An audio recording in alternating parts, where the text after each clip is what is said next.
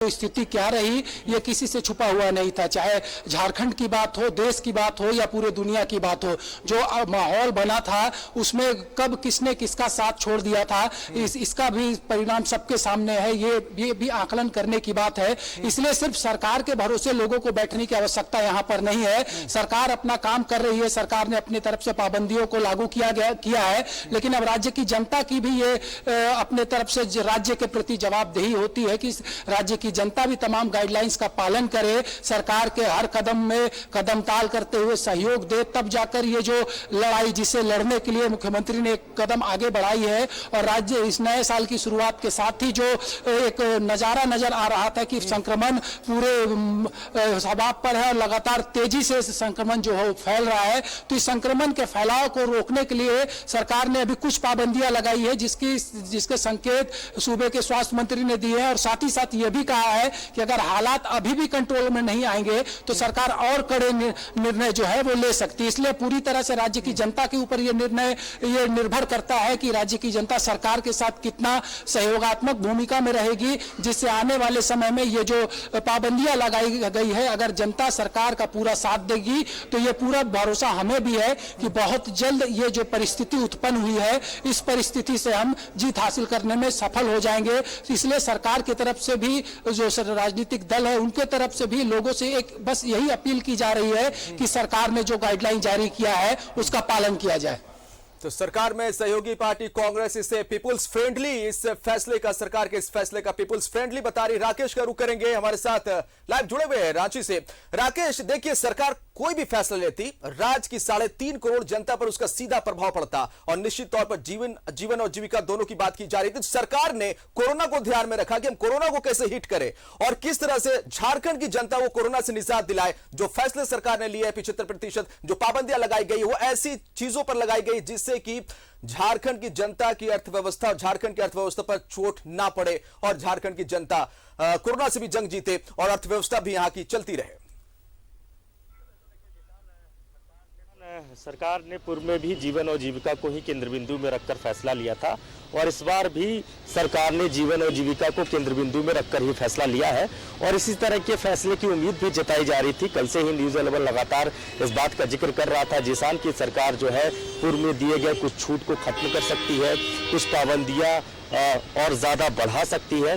तो कम वेश उसी तरीके का ये जो फैसला है वो नज़र आ रहा है। और आपने देखा होगा कि स्वास्थ्य विभाग का जो सुझाव सरकार को दिया गया था, लगभग उसी सुझाव के आसपास राज्य सरकार का यह फैसला आया है। 75% के आसपास उस सुझाव को सरकार ने मान लिया है। शैक्षणिक संस्थान बंद रखे गए हैं, जो पर्यटन स्थल है या फिर जो मनोरंजन के स्थल है उनको कंप्लीट बंद कर दिया गया है। हालांकि सरकारी संस्थान हो या निजी संस्थान हो, वहाँ लोगों के काम करने की क्षमता को भी घटा दिया गया है। 50% ही क्षमता रखी गई है और मॉल की भी क्षमता को सरकार ने कम कर दिया है, 50% रखा है। लेकिन एक अच्छी तस्वीर आज बोकारो से निकल कर आई थी जिसान, जहाँ बोकारो में जो मॉल है, जो प्रमुख मॉल है, वहाँ जो डबल डोज वैक्सीनेटेड लोग थे उनकी ही एंट्री की जा रही थी। तो इस तरह की पहल यहाँ के व्यवसायियों को भी करनी होगी, यहाँ के आम लोगों को भी करना होगा, क्योंकि कोरोना से जंग आप सिर्फ सरकार के भरोसे नहीं जीत सकते हैं, आप प्रशासन के भरोसे नहीं जीत सकते हैं। आपको कलेक्टिव रिस्पॉन्सिबिलिटी अदा करनी होगी और इसमें आपकी सहभागिता सबसे ज्यादा जरूरी है। आपको अपने आचरण में बदलाव लाने होंगे, क्योंकि अब जो आंकड़े निकल कर आ रहे हैं वो डराने वाले हैं और उस सेकेंड वेव के मंजर कहीं फिर से न दोहराया जाए, कहीं फिर से वो स्थिति न बन जाए, तो उसका ध्यान आम लोगों को रखना होगा और एक कलेक्टिव रिस्पॉन्सिबिलिटी निभानी होगी। व्यवसाय वर्ग को भी आगे होना, आम लोगों को भी आगे आना होगा। हालांकि सरकार ने एक अच्छी पहल की है कि 8 बजे तक ही प्रतिष्ठान जो है वो खुले रखे जाएंगे, लेकिन नाइट कर्फ्यू की चर्चा हो रही थी जिसान। इस बात को लेकर सुबह से ही चर्चा थी कि आज जब आपदा प्राधिकरण की बैठक होगी तो सरकार नाइट कर्फ्यू की दिशा में सोच सकती है, कदम बढ़ा सकती है, क्योंकि कई राज्यों में अब तक नाइट कर्फ्यू लग चुके हैं। चाहे आप बंगाल की बात करें, दिल्ली की बात करें, हरियाणा की बात करें, जहाँ केसेस ज्यादा है वहाँ सरकार ने नाइट कर्फ्यू लगा दिया है।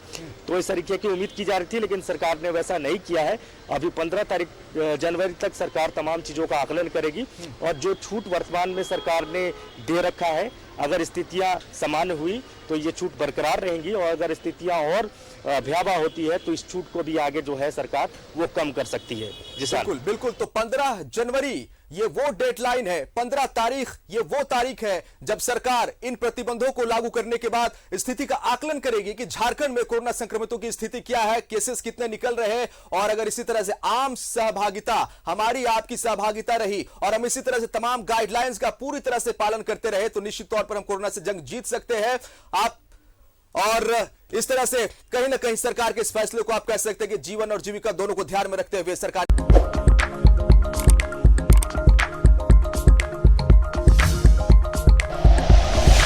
Like and share videos, subscribe करें हमारा चैनल और प्रेस करें बेल आइकॉन। न्यूज़ 11 भारत, सच है तो दिखेगा।